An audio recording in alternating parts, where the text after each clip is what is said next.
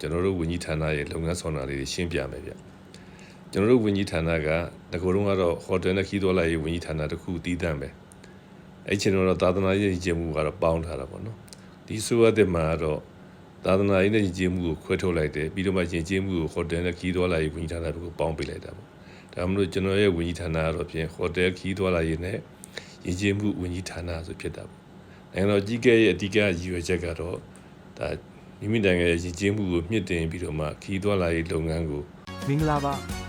Top Stories မြန်မာ Channel ကနေကြိုဆိုပါရစေမြန်မာနိုင်ငံကနေကမ္ဘာတဝန်းအထိနေ့စဉ်သတင်းစုံနဲ့ဖြစ်ရမှန်တွေကိုတင်ဆက်ပေးနေမှာမို့အခုပဲ Subscribe လုပ်ပြီးကျွန်တော်တို့နဲ့အတူလက်တွဲဖို့ဖိတ်ခေါ်ပါရခင်ဗျာငနာလေးလဲခဲ့မှာခင်ဗျဒီနေ့ကတော့ဧပြီလ16ရက်နေ့တကြံအတက်နေ့ပေါ့နော်ရုံးပိတ်ရဖြစ်တဲ့ခါကျတော့အချိန်အားရတဲ့ကျွန်တော်လည်းရုံးစာတွေဖတ်ဖြစ်တာပေါ့နော်အဲ့တော့နားထောင်တဲ့ပြည်သက်ကိုလည်းပူဇော်ရရှိအောင်ကျွန်တော်တို့ဝန်ကြီးဌာနရဲ့လုပ်ငန်းဆောင်တာလေးရှင်းပြမယ်ဗျကျွန်တော်တို့ဝန်ကြီးဌာနကငကိုတုန်းကတော့ဟိုတယ်နဲ့ခီးသွွာလာရေးဝန်ကြီးဌာနတစ်ခုတည်တံ့ပဲအဲ့ချိန်တော့သာသနာရေးကြီးမှုကတော့ပေါင်းထားတာပေါ့နော်ဒီဆိုရတဲ့မှာတော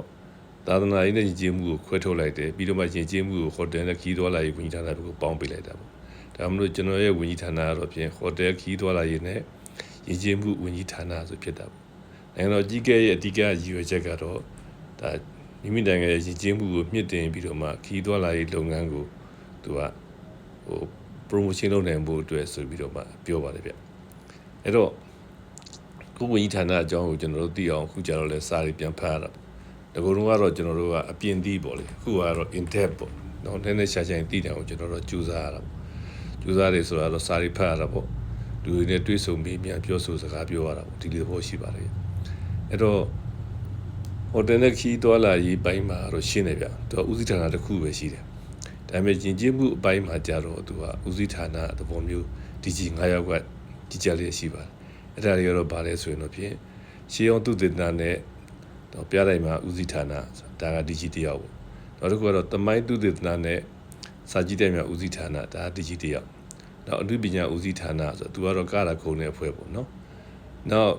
စရုပ်ဌာနနဲ့ပြင်စမာတော့ရန်ကုန်နဲ့မန္တလေးမှာရှိနေတဲ့အမှုပညာတက္ကသိုလ်တွေပေါ့နော်အမှုပညာတက္ကသိုလ်နှစ်ခုရှိပါတယ်ကျွန်တော်မရောက်ဘူးသေးဘူးဗျအဲ့ဒီနေရာတွေလည်းနောက်တော့ချိန်ရရှိမှုပုံမှုတည်ပြီးတော့မှသွားရောက်ကြည့်ကြမှာပေါ့နော်အဲ့တော့အဲ့ဒီထဲမှာမှကျွန်တော်အဓိကစိတ်ဝင်စားတာကတော့ဒါသမိုင်းသူတေသနာနဲ့စာကြည့်တဲ့မြတ်ဦးစီးဌာနဆိုတာပေါ့နော်အဲသူတို့ကလည်းတော်တော်လေးတော့အလုပ်တွေလုပ်ထားကြတာတွေ့ရပါတယ်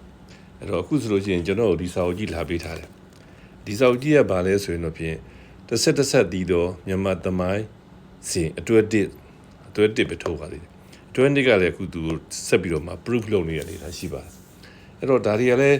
ဒါကျွန်တော်ဗိုလ်ချုပ်မှုကြီးမင်းအောင်လှိုင်လက်ထက်မှာဗိုလ်ချုပ်မှုကြီးမင်းအောင်လှိုင်ကတစ်ဆက်တဲ့မြန်မာသမိုင်းကိုရေးပါဆိုလို့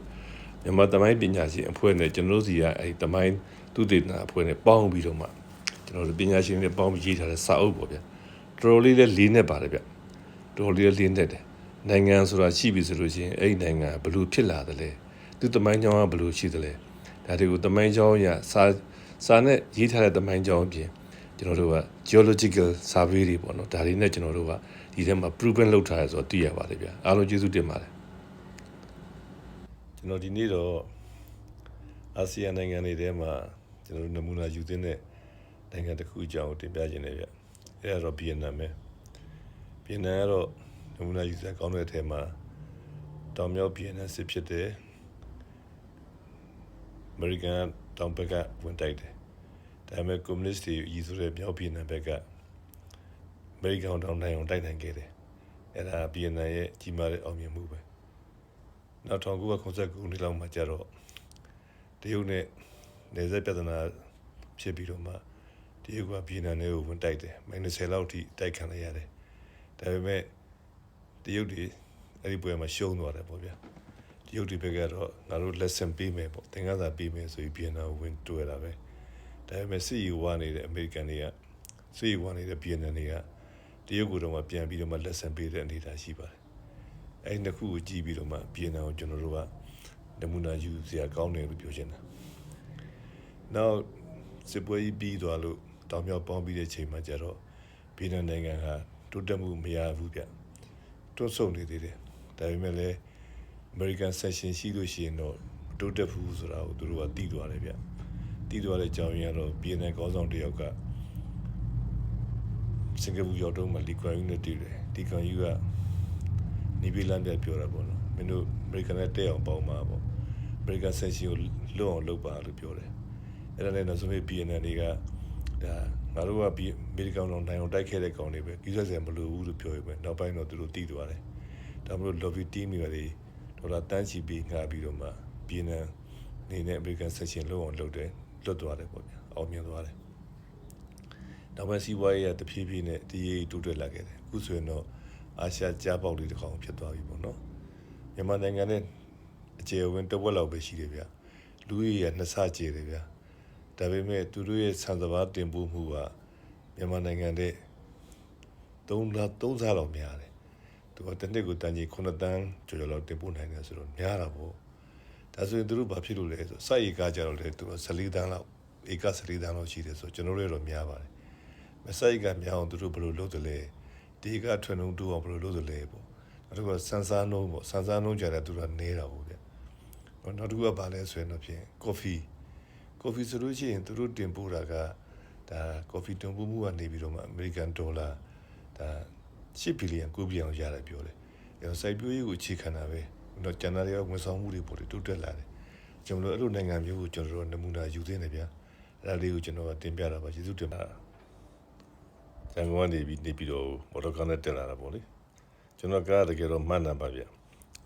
အဲ့တော့ကျွန်တော်စုံရဲမှာသွားမှာဖြစ်ပြီးမှလည်းအုပ်ချုပ်ရေးဌာနကနေပြီးတော့မှဒါတော်တက်ဖို့အတွက်အကြောင်းပြုလို့ကြီးသွားပြန်ရှိပါတယ်ဆိုပြီးတော့မှထောက်ကစားလေးယူလာခဲ့တာပေါ့လေတန်းတစ်လျှောက်စစ်ဆေးမရှိပါဘူးပြဿနာမရှိပါဘူး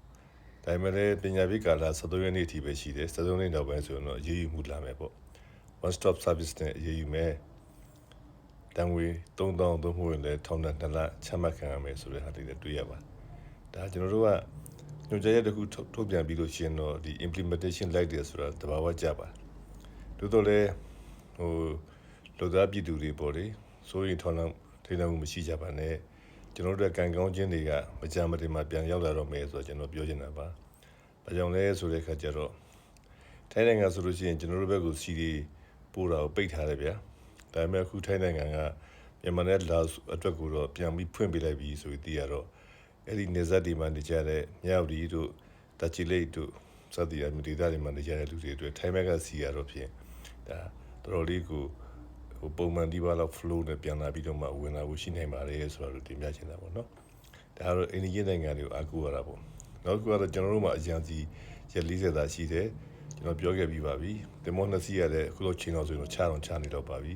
ကျန်တဲ့တင်မော14စီးရလည်း on the way to Myanmar port ပေါ့နော်ဆိုတဲ့အခါကျတော့ကျွန်တော်တို့မှာစီပြတ်စရာအကြောင်းမရှိဘူးကျွန်တော်တို့ကစီပြတ်စရာအကြောင်းမရှိဘူးပြတ်တော်မှာဆိုလို့အစိုးရကဒါစီမခံမှုကိုမလုပ်ချင်မဲနဲ့တော့နည်းနည်းလေးစီကံလေးနဲ့ကန်နေရတာပေါ့လေဒါကိုပြည်သူတွေနားလည်ဖို့လိုပါတယ်ပြည်သူအားလုံးအကြိုက်တွေ့ဖို့ဆိုတာတော့မလွယ်ဘူးပေါ့ဗျာဒါပေမဲ့လည်းဒီဟာတွေကလူများနဲ့လိုရတဲ့ခါကြတော့လေဒီလိုပြည်သူတွေသဘောမတူတဲ့ကိစ္စတွေပါသွားတာတွေကိုတိခံနားလိုက်ပြီးလို့လိုပါတယ်အဓိကတော့စီရှားမှာကိုကြိုတင်တွက်ဆပြီးတော့မှကျွန်တော်တို့ကပြောတာဘာကြောင့်စီရှားတယ်လဲဆိုရင်တော့အီရန်နဲ့အစ္စရေးအမေရိကန်တို့စစ်တပ်ဖြစ်ပွဲကြောင့်မလို့အီရန်ကalmost ချေကြောက်ပေးလိုက်တယ်အဲ့ဒီဘက်ကလာမယ့်စီတွေကကျွန်တော်တို့ဘက်ကအာရှဒေသအသုံးများတဲ့ဒါကြောင့်ဖြစ်တာ哦အခုကြတော့လေတရုတ်ပါဝင်နိုင်ငံတချို့ကဒါကိုပြန်ဖွင့်ပေးပါဆိုပြီးပြောဆိုတဲ့အခါမှာအီရန်ဘက်ကလည်း almost ချေကြောက်တော့ဖြစ်ပြန်ဖွင့်ပေးလိုက်ပြီဒါပေမဲ့အမေရိကန်တို့အစ္စရေးတို့သူ allies ဖြစ်တဲ့နိုင်ငံတွေကတင်မောတွေကိုတော့ဖျက်တောင်းရင်မပြူဘူးဆိုပြီးတော့မှပြောတာတွေကိုကျွန်တော်တို့အခြားသတင်းတွေကြားသိရပါတယ်ဒါတော့သူတို့စစ်ဖြစ်တာကိုကျွန်တော်တို့အတွက် impact ဖြစ်မှုအနည်းဆုံးဖြစ်အောင်လုပ်တဲ့ကြောင့်မလို့အများကြီးကျွန်တော်တို့ကအီရန်လည်းကျေးဇူးတင်ပါတယ်စစ်ပွဲကြီးလည်းအမြန်ပြီးပါစေ